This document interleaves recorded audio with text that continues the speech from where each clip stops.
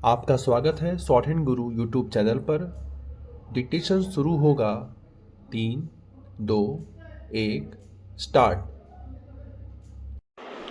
लोकसभा और विधानसभाओं में महिलाओं के लिए 33% सीटें आरक्षित करने वाली नारी शक्ति वंदन संशोधन विधेयक के लोकसभा में पेश होते ही विपक्षी दलों की ओर से असहमति के स्वर उभर आए, लेकिन ये स्वर विरोध वाली राजनीति को ही अधिक रेखांकित कर रहे हैं।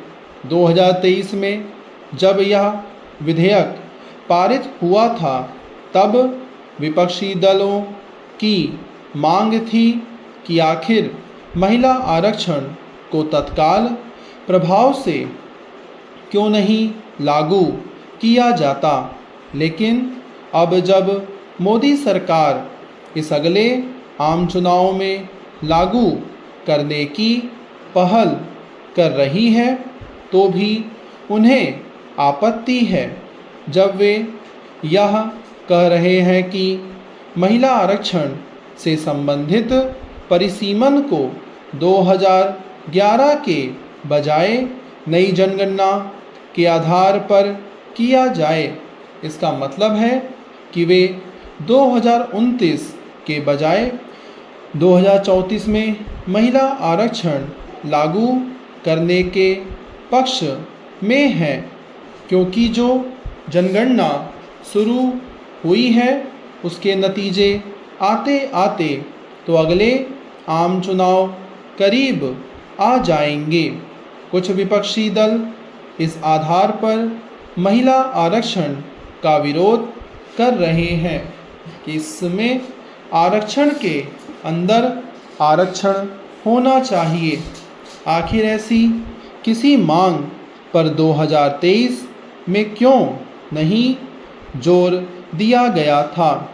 ध्यान रहे, तब महिला आरक्षण विधेयक सर्वसम्मति से पारित हुआ था।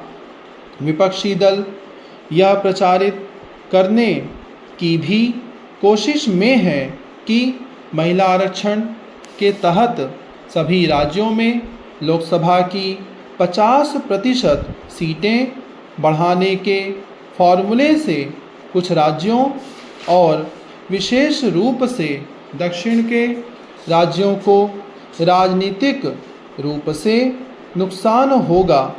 लेकिन आखिर कैसे? यदि इस फॉर्मूले से बिहार में 20 सीटें बढ़ेंगी तो इतनी ही सीटें तमिलनाडु में भी बढ़ेंगी। इसी तरह गुजरात, आंध्र प्रदेश और राजस्थान में 13 सीटें बढ़ेंगी। तथ्य यह भी है कि कम जनसंख्या वाले दक्षिण के राज्यों में एक सांसद कहीं कम आबादी का प्रतिनिधित्व करेगा और इस तरह वह अधिक प्रभावी ढंग से काम कर सकेगा। आखिर ऐसे में यह कहने का क्या मतलब महिला आरक्षण से दक्षिण घाटे में और उत्तर भारत लाभ में रहेगा? विपक्ष का एक खोखला तर्क यह भी है कि महिला आरक्षण के मौजूदा स्वरूप से भाजपा फायदे में रहेगी, पर इसका भी कोई ठोस आधार नहीं दिखता। आखिर ऐसा तो है ही नहीं कि सभी बढ़ी हुई सीटों पर भाजपा की जीत आसान हो जाएगी, या फिर उसे बहुमत के लिए अभी की तरह 272 सीटें ही चाहिए होंगी। यदि विपक्षी दल महिलाओं की राजनीतिक भागीदारी बढ़ाने को लेकर वास्तव में प्रतिबद्ध है और वे उन्हें नीतियों के निर्माण में हिस्सेदार बनाकर राजनीतिक और साथ ही साथ सामाजिक परिदृश्य बदलना चाहते हैं तो वे महिला आरक्षण के पक्ष में उसी तरह खड़े हों जैसे 2023 में खड़े हुए थे, या फिर यह बताएं कि इस आरक्षण को और बेहतर तरीके से कैसे लागू किया जा सकता है। उनके कमज़ोर तर्कों से उन्हें कुछ भी हासिल नहीं होने वाला। चैनल को सब्सक्राइब करना ना भूलें।